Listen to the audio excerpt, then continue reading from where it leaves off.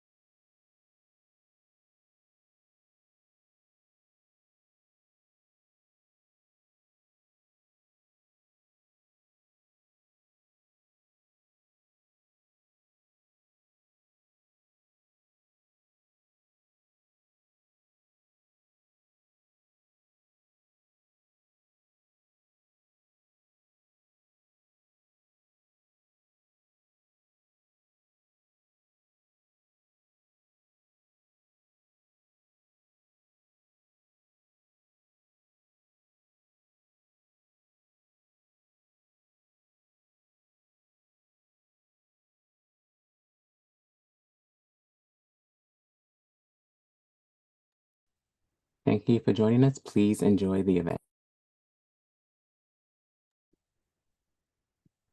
Hi, and welcome to today's webinar. I'm Julie Margetta Morgan. I'm the president of the Century Foundation.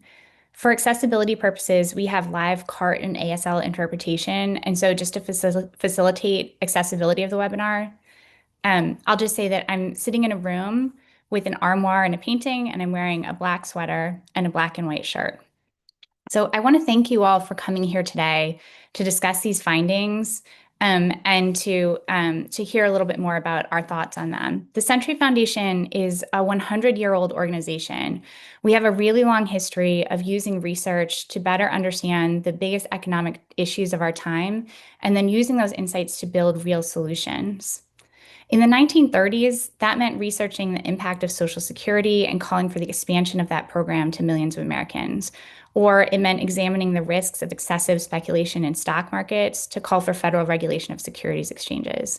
Today, it means closely examining how American families are faring in today's turbulent economic conditions and developing bold solutions that will bring financial security and a chance at prosperity for all of us.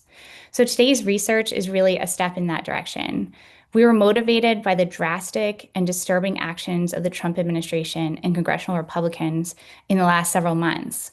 So Donald Trump has simultaneously raised prices on everyday goods through a reckless approach to tariffs and decimation of programs that help Americans afford healthcare, education, food, and childcare, and then kneecapping federal regulators who keep banks and other big businesses from swindling consumers.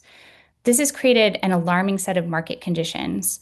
Americans left to they're on their own to face high prices and low earnings, are building their own safety nets from a web of financial products, credit cards, buy now, pay later loans, payday loans, and student debt.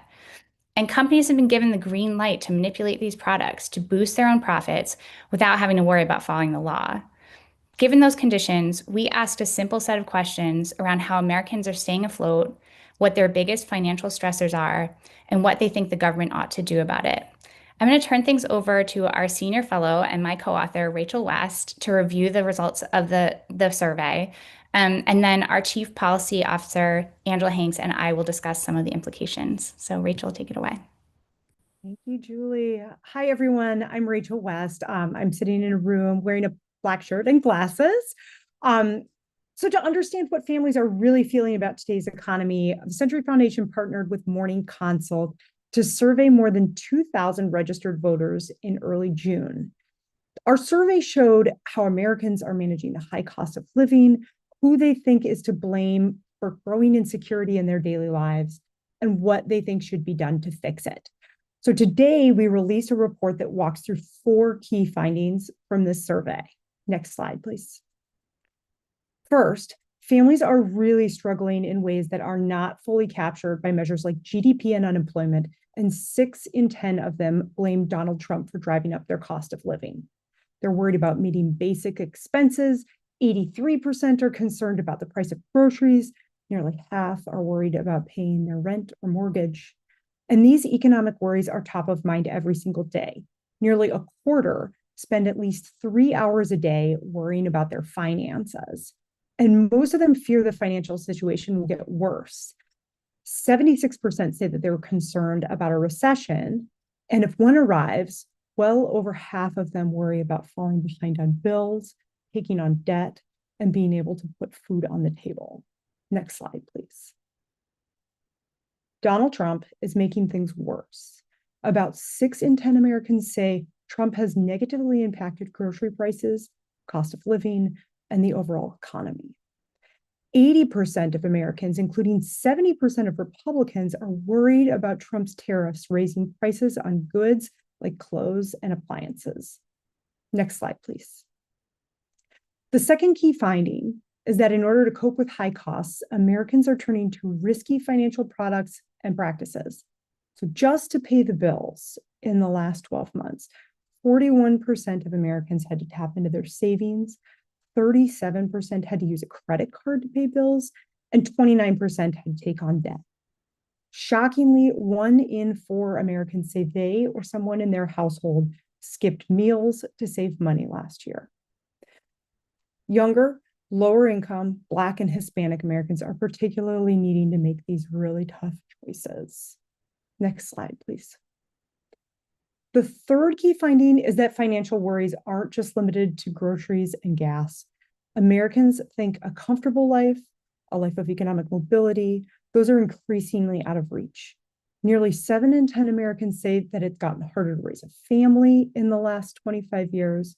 And 7 in 10 also say it's gotten harder to buy a home, pay for college, and find affordable childcare. Meanwhile, paychecks are inadequate, and 62% say it's gotten harder to find a good paying job. Next slide, please. Americans are really clear on who they blame for this situation. So the final key finding is that Americans blame the wealthy and the powerful for making life harder, and they want government to hold corporations accountable for driving up costs. More than half of them say billionaires and corporations have played an active role in making life harder for ordinary people like them in the last 25 years. They see a direct connection between their own finances and the gains of the powerful. More than 4 times as many Americans think billionaires have worsened their ability to pay their bills than have improved it. And national politicians haven't helped. Half of Americans think that Republicans in Congress have made life harder, and 41% say the same thing of congressional Democrats. Next slide. More than 50% of Americans say that the biggest obstacle preventing government from getting things done, public projects, is outsized influence from corporations and billionaires. Next slide. So where do we go from here? Overwhelmingly, Americans want government to hold corporations accountable and do more to protect workers and consumers. More than 80% want the government to hold corporations accountable for inflating prescription drug prices, for example. More than half of Republicans say that this should be a top priority. 8 in 10 also want the government to stop taking advantage of consumers, to prosecute companies that work together to raise prices, and to help workers whose wages have been stolen. 3/4 want to increase taxes on the wealthy and corporations. Next slide. So to summarize, millions of Americans across parties, across backgrounds, are deeply anxious, and they're struggling to afford basics like housing and healthcare. Donald Trump is making these struggles worse. Americans believe the outsized influence of corporations and the wealthy has made their lives harder, and the risks they're taking to cope with high costs, like taking on debt and tapping into their savings, should sound an alarm for policymakers. Now, I'd like to turn it over to Angela Hanks, who is Century Foundation's Chief of Policy Programs. Thank you.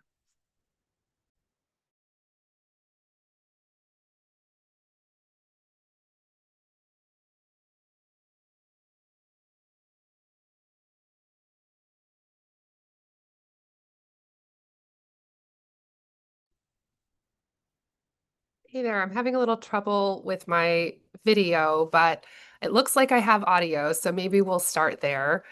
Hi, everyone. As Rachel mentioned, my name is Angela Hanks. I am wearing glasses, a white, beige, and pink dress, and I'm sitting in an office with a whiteboard behind me. And this is where I am.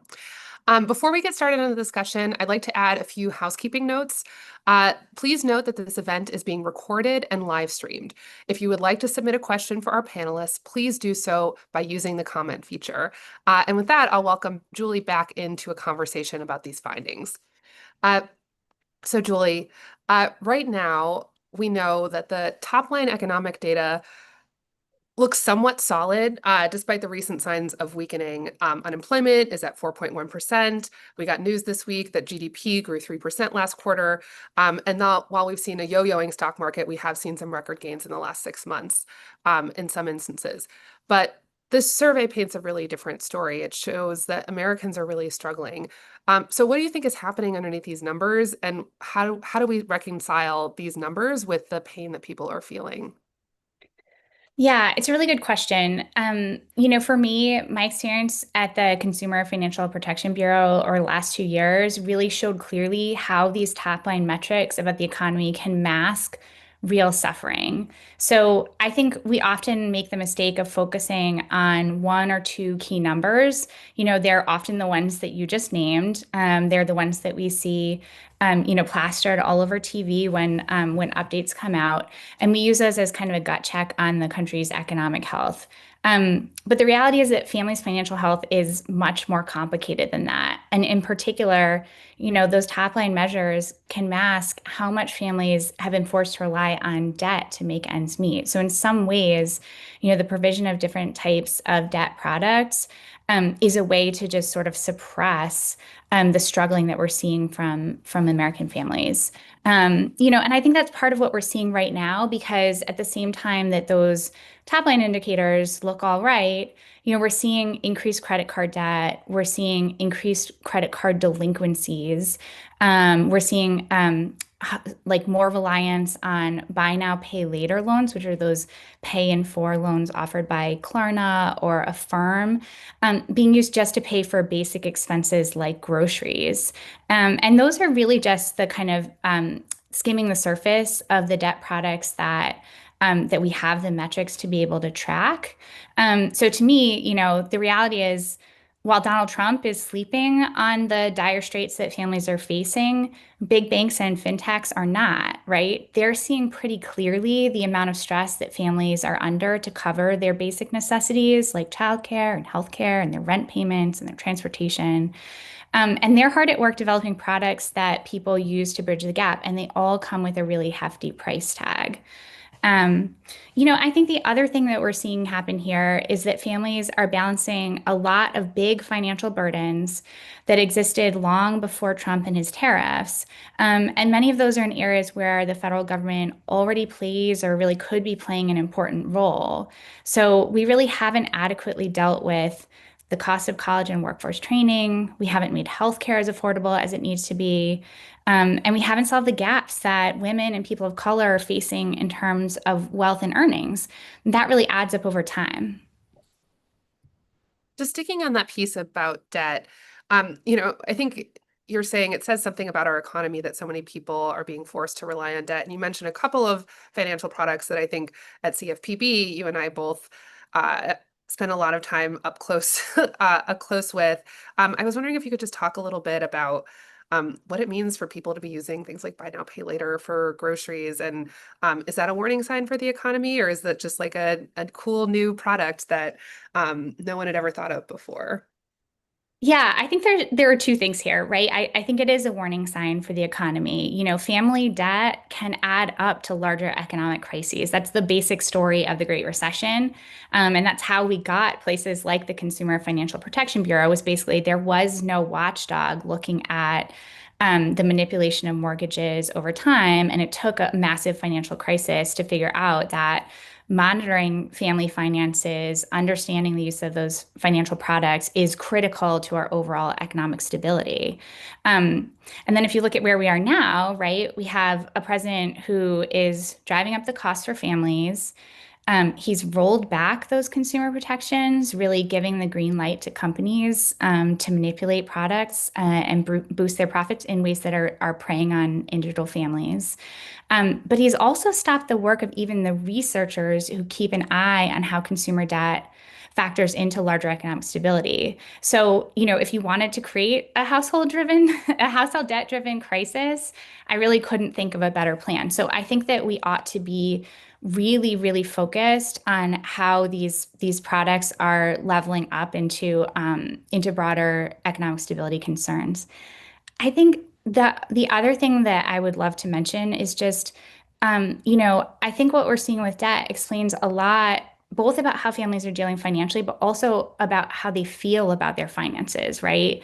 Their stability, the broader health of the economy, their satisfaction with current leadership, because families aren't using debt in the way that policymakers picture or what they might talk about on TV, right?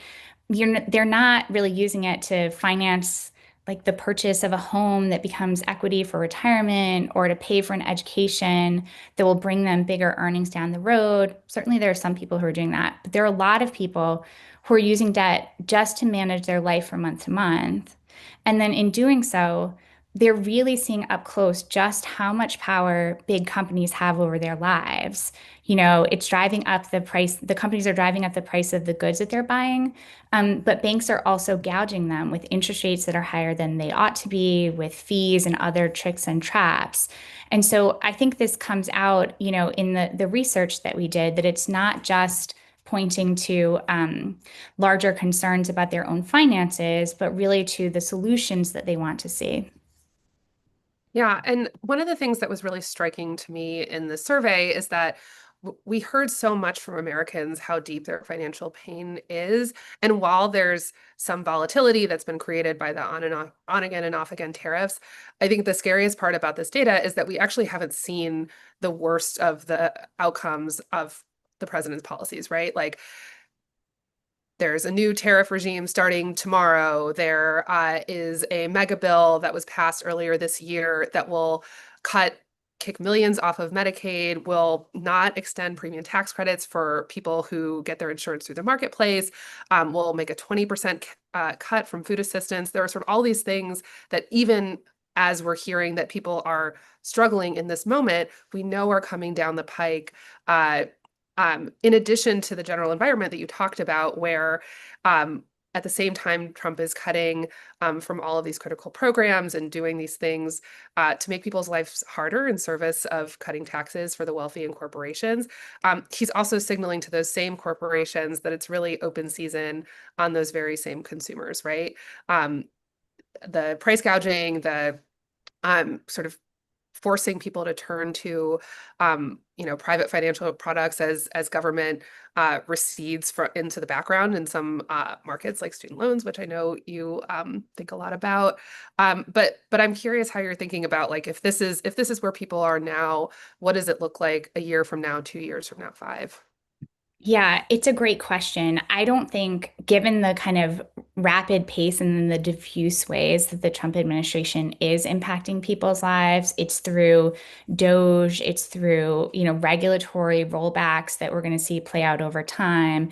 It's through what they're doing with other congressional Republicans, it's extraordinarily difficult to really do the math on how this is going to impact families. And in many cases, those impacts are going to roll out slowly over time. So I think for many people, this is going to feel like the water, is rising around them. And I think one of the things that was interesting about our results is that sometimes we worry that given that this is kind of this larger diffuse effort, that people won't recognize what's driving it and won't be able to help point to the right solutions. But we saw pretty clearly that people understand and blame the Trump administration for their high cost of living. And so, I think that was an encouraging sign that, this goal of kind of like do everything all at once and hope it doesn't get noticed isn't quite working. Yeah, that's right. And it seems like in terms of how Americans are thinking about the conditions that are creating the often dire straits that they find themselves in, right? Like, I think one of the most striking findings from the survey was the 1 in 4 people who are skipping meals or someone in their family is skipping meals. I mean, we're really talking about significant challenges that people are facing. They have a sense both of the role that Trump plays, but also the role that corporations and the wealthy play in terms of rigging the rules in their favor at the expense of working people. Some of the things in the survey that Rachel discussed, it seems like there's a real appetite among Americans who are taking stock of the situation around them and in their own households, is that they want to see some action by government to hold companies accountable for their actions that are causing harm. I'm curious what you make of that, what you think that means as a think tank that works on policy, how we should be thinking about those results in particular. Yeah, I mean, I think I think about it in two ways. Number one, I think it's a real wake-up call for policymakers. People are really showing clearly that they understand whose interests are being served when their interests are not being served, right? And so when policymakers are out there promising like abundance in all its different forms, more housing, more this, more that, the public really gets who's benefiting from scarcity, right? And they're rightly skeptical of proposals that don't get at the heart of that power structure. So, I think this is a really important takeaway when we think about people's trust in government and their trust in the people who deliver messages promising what government can do for them. That we really have to be focused on policies that are that tackle both the larger problem that people face, but also tackle the underlying power structures. And I think you asked a little bit about like what I see as the role of places like the Century Foundation, and I said a little bit earlier. To me, this is really the legacy of the Century Foundation and part of our responsibility in this moment. We really need the experts on our nation's biggest policy issues, many of whom are here with us at the Century Foundation, to be really fully focused on addressing the problems that American families are facing today. And so, that means doing the research like what we're presenting here today that uncovers those problems and really looks at angles that too often get missed. But I also think it means developing the policy solutions that can improve people's lives. And the way I think about that is we need solutions that really range from kind of like the big fix that might take years and years to bring to bear, as well as the smaller steps we can take that really immediately alleviate the pain people are feeling. Because when you cite numbers like 1 in 4 people skipping meals, that's not a problem that can wait, right? And I think that it's important to mention that because it's often something that we really miss or fail at in policy development and policy making, that the smaller steps that we take are often kind of tepid or too small for people to feel, or, they're small because policymakers are trying to calibrate their solutions in a way that doesn't annoy anyone. The donors are happy, everybody's happy with the solution. But I think there are ways to really craft steps that kind of relentlessly improve people's lives and also chip away at the bigger problems that cause that pain in the first place, including the outsized power of corporations and wealthy people in our economy. So to me, that's an area of focus for us. That's great. And in the kind of where do we go from here vein, we're obviously in this moment where we do have this law that was passed just a month ago. Again, the tariff um, deadline is looming. What do you think in this moment other organizations like ours should be thinking about in terms of like in a world where many of us who want solutions are out of power and don't have the opportunity to be influential with the policymakers who could actually do something? Uh, what are the types of things that you think we should be doing, others should be doing in this moment? It's a good question. I think, number one, I still think there's work to be done at the federal level to really push and hold accountable for what's happening, and then also to help chart a path forward. But I think we really need to think about what the Trump administration is doing writ large as like a big play on privatization, right? They're gutting government programs and they're clearing the way for private companies to fill those gaps.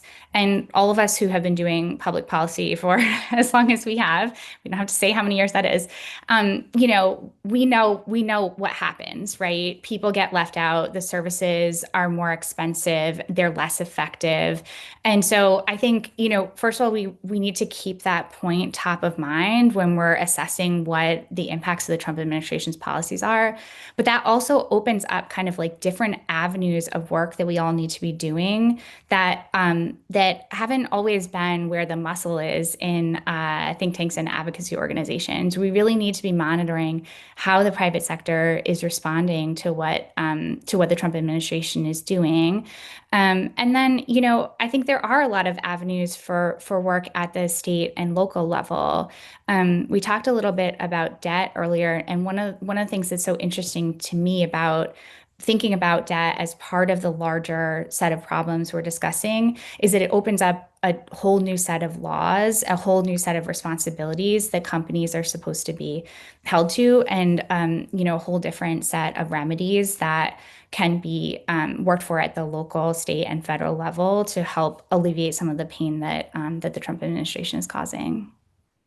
Um, and I think on your point about how private firms are reacting, one of our colleagues, Carolyn Fast, wrote a piece about a month ago looking at how the reconciliation law would shift the private student loan market. And I was struck by one quote that was in the piece where the CEO of Navient said, I think on an earnings call, something to the effect of, as a result of this bill, we are planning to take our fair share, which really speaks to, I think, a kind of fascinating dynamic between corporations and this government in particular, right? Like the idea that a program that is up until this point public and while imperfect, at least is a public offering that helps make it easier for people to go to college, ideally.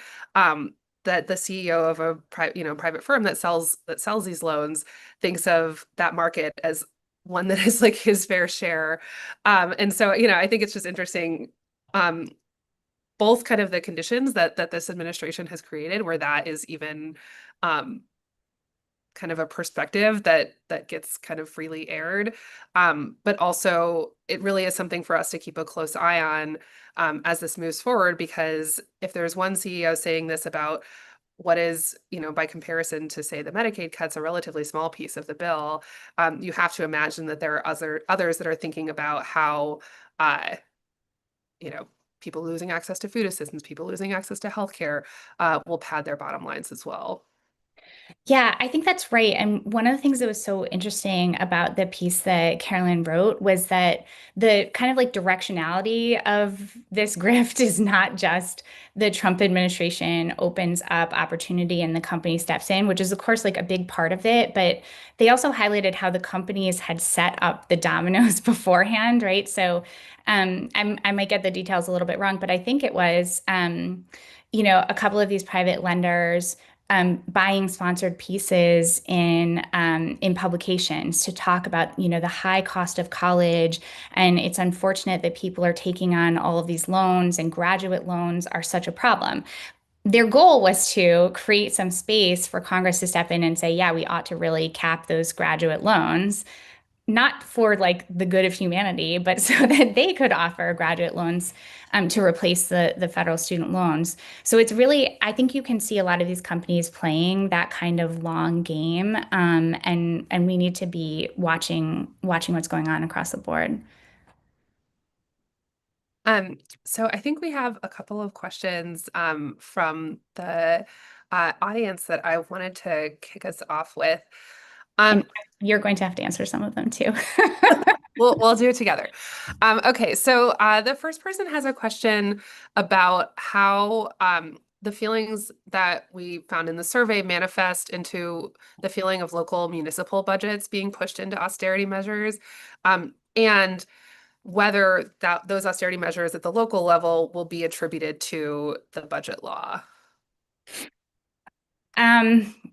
I want to take a crack at this one. I'm curious for your answer, but just as someone who I served for the last 3 years on our local school committee, which is it's the Massachusetts word for school board. So this is the elected officials who run our school district. And I can say this uncertainty and then actual cuts coming down from the federal government was kind of an active part of the discussion, right, at the local level. So in my view, I wasn't seeing austerity measures as a delightful, like a delightful happenstance. It was being discussed as, kind of the direct impact of efforts at the federal level. And, I think for towns, small towns and school districts across the country that are already squeezed, like every single year, it's a choice of, do we have a librarian in the middle school or do we have the potholes filled in the roads? There's really not a lot to play with there. And to have the federal government, both take money away, but even in other circumstances, just kind of like dangle the idea that they'll take it away and maybe they'll give it and maybe they won't. It's really wreaking havoc at the local level. And I think our communities see that as directly related. And I think as much as I think people have heard about the interest by congressional Republicans who voted for this in delaying some of the worst provisions for electoral reasons, the reality is that, like Julie's local school board, but also states, also other localities across the country, they have to start making decisions now about how this impacts them. And so there isn't really a world where no one will see the impact of cuts to Medicaid until 2026, or cuts to SNAP. These are things that people will start to feel right away. States are already trying to figure out how to implement these provisions. They already see the kind of coming crises down the road. I think one thing that we've been talking about a little bit here is because we work on across a bunch of issues that were covered by this bill, we're anticipating seeing both changes in squeezing of higher ed budgets, but also healthcare budgets in the state, and curious like what that means for states that are dealing with this across a number of fronts, right? Like it's not like they only have to deal with cuts to food assistance or they only have to deal with cuts to Medicaid. They really are getting hit by all of these at once. And I think it creates a real question for states about how they want to respond. In some instances, and we've seen this in the Great Recession and other instances, states respond by cutting budgets because they frankly have to for a lot of reasons, right? Or find themselves in a situation where they feel like they have to. And the result is fewer services across the board, less food, less healthcare, education. And so that I think is a kind of key decision point for states right now, right? Like we know from the Great Recession, from the pandemic, what it looks like when states cut back because they're being forced by the federal government to tighten their belts. And it's not good for the people who reside in those places. And so, I'm sure there are state assemblies across the country and governors right now who are thinking about what does the revenue side of our balance sheet look like over the next few years. I think that's a reality that really all states that want to be able to continue to support the people who live in them are going to have to think about, because the federal government is dropping this giant Medicaid bill on them, dropping this giant SNAP bill on them, and hoping that they'll, I suppose, decide to stop engaging or provide reduced services. But there is an alternative here, and I think that's a real near-term decision for states to make. Speaking of some of the decisions that are on folks' minds, the other question we got was, is it possible to overturn or reverse any of the decisions that were made in the last 6 months? Why don't you, I know you've been thinking about this, so why don't you start with this one? Yeah, so maybe I think is the answer, and it sort of depends. So I think on the federal level, just candidly, the opportunities are somewhat thin. I do think that because the budget law was incredibly rushed, uh, because the people who voted for it had a great interest in making sure that their constituents would not know what was happening, there is a lot of kind of lack of clarity in this moment about what is actually in the bill. People might generally understand that there may be some cuts to things like Medicaid, but might be unclear how it impacts them, right? Like if you're someone who maybe you don't get, maybe you're not enrolled in Medicaid, but maybe you get your health insurance through the marketplace, or maybe you get your health insurance through your employer, but the changes to both of those programs are going to spike your premiums. That there's sort of like a chain reaction effect that I think we will likely continue to see for quite a long time. But as that happens, it does seem already like there are some possibilities to either halt or reverse some of the worst impacts. Not all. I don't think that's possible at the federal level, but some. For example, there's been a little bit of chatter about the Affordable Care Act premium tax credits. This is a provision that the law did not extend. So without any action by Congress, many people who are enrolled in the marketplace will see their premium spike in this next open enrollment period in November, which is coming up quite quickly. I think politicians across the aisle don't really have a huge appetite to have this, again, very near-term moment where people really see their costs rise in an era where I think everyone understands that cost of living is a major challenge. So maybe there are some opportunities there. But I think it is tough because, again, for the people who voted for this, they knew exactly what the impacts would be on people across the country and did it anyway.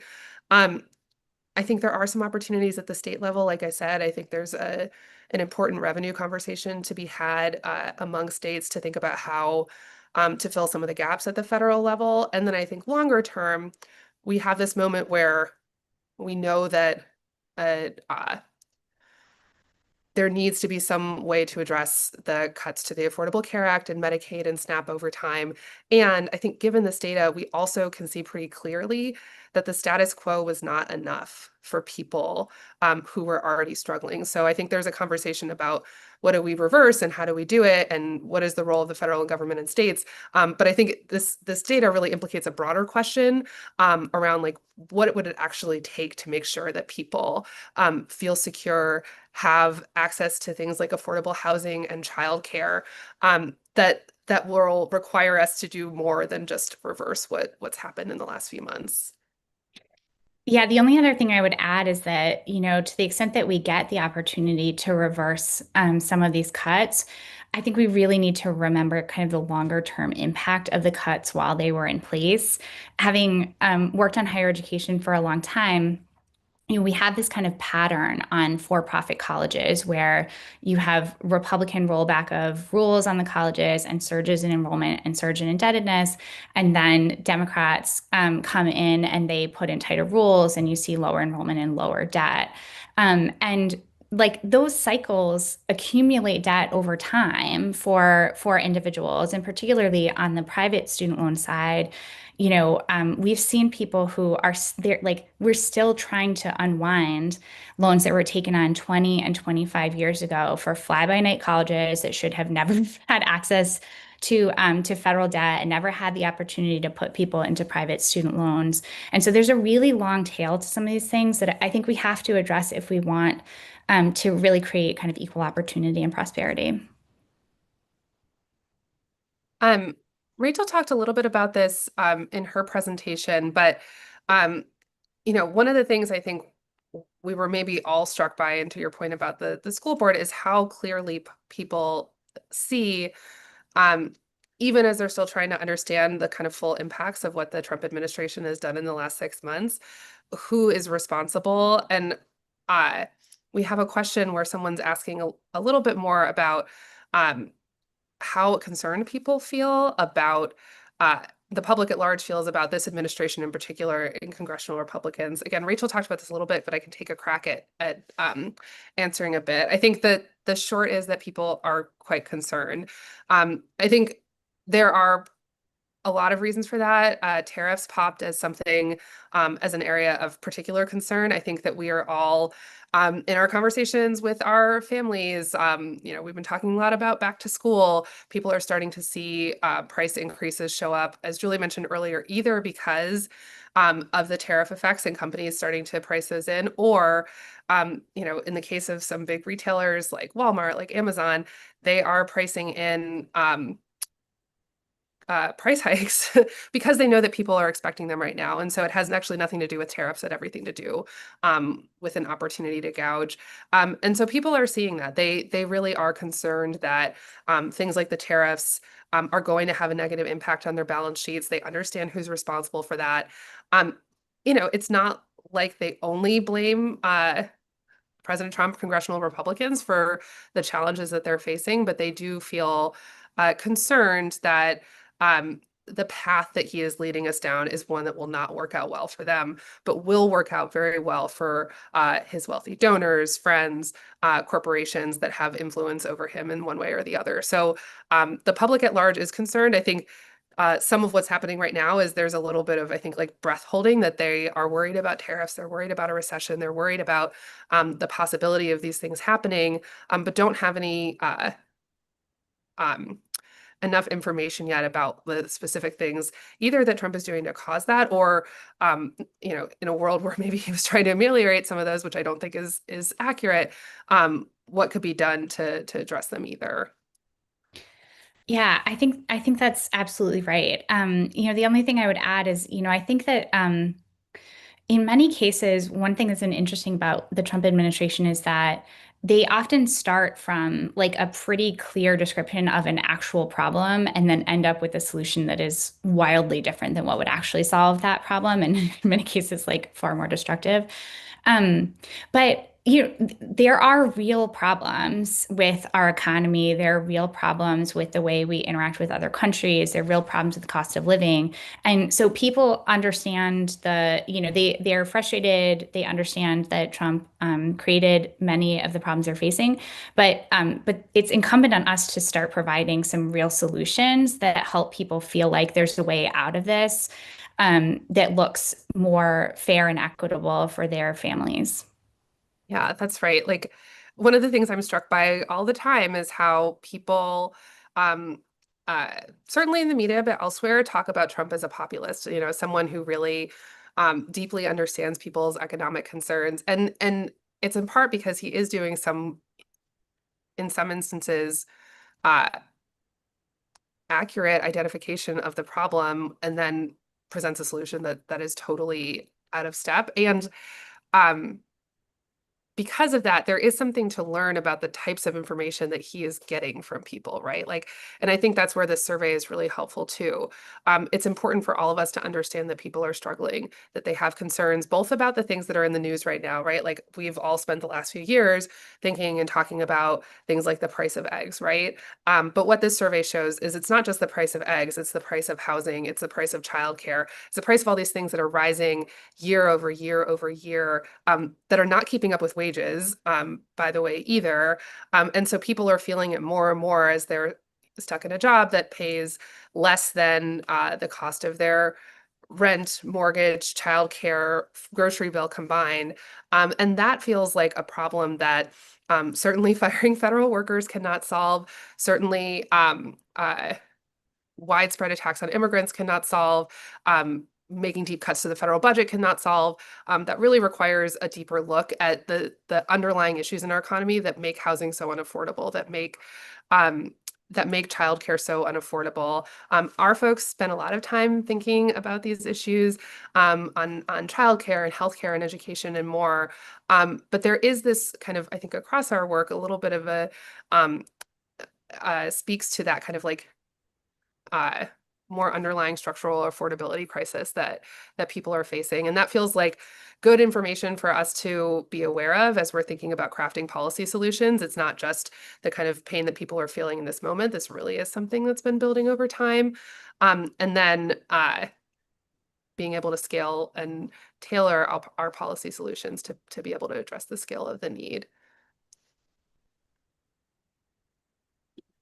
Okay, we have a few minutes left, so I think we have time for one more question, so maybe we'll just put in a plug for a last question and then we'll close out.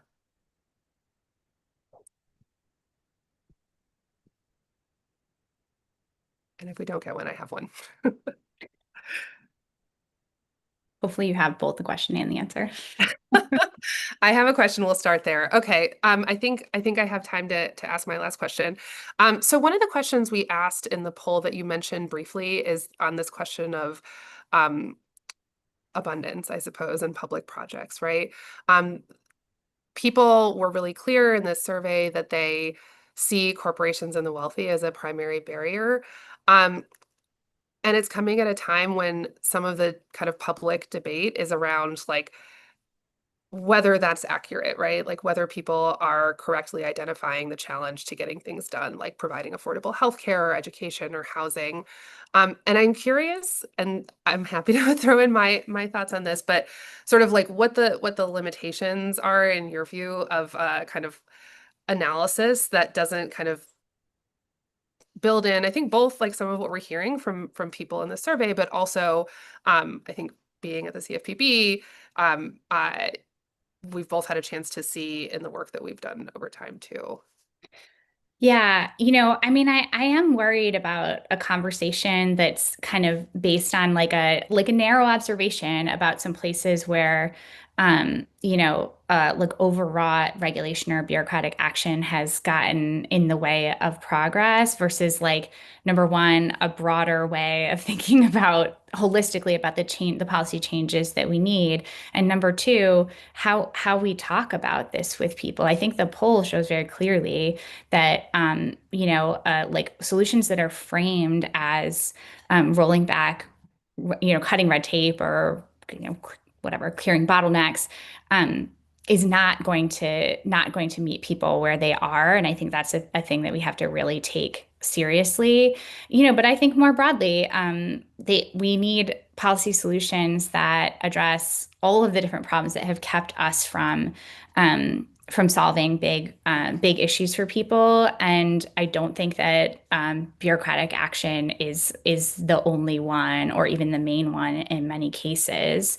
In many of the many of the areas that I've worked on, both at the local level and at the federal level, the primary problem is that there are big companies with a lot of money and an army of lobbyists who stand to lose when average people stand to gain. And they exert a lot of power in Washington, D.C. So I think we definitely need solutions that get at the, kind of the underlying power structure that has allowed those companies and those interests to accumulate so much power.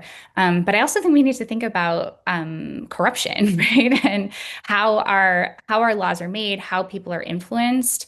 And to me, that hasn't been as big of a part of I think it's part of the larger public conversation. I think honestly, given the way that Elon Musk, an incredibly wealthy person, just walked into our government and used it to his advantage, like helps prime people for the fact that this is a problem. But I don't think we've had enough or robust enough of a conversation about how much we need a better, stronger, more dynamic approach to government corruption if we want to move forward on the issues that we really care about. That feels like a good place to leave off. Thank you all for attending our event today. I want to give a special thank you to our speakers, to our ASL providers, and we will make a recording available immediately on tcf.org. Thanks again, and take care.